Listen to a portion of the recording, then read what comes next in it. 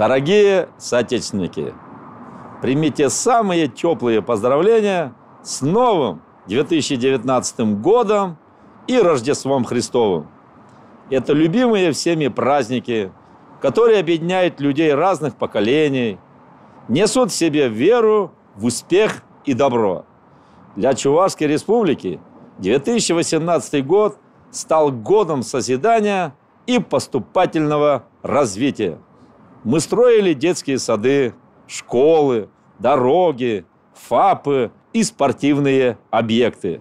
Создавали комфортную среду для жизни, работы и воспитания детей.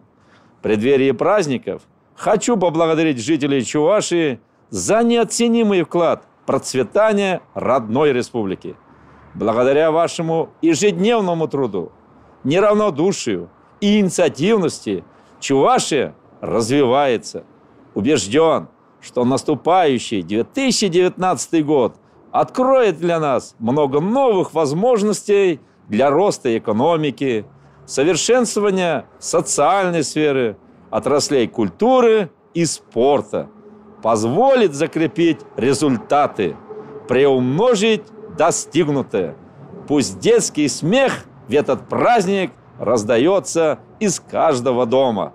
От всей души желаю тепла, уюта, радости вашим семьям. Будьте счастливы, дорогие земляки! С наступающим Новым годом!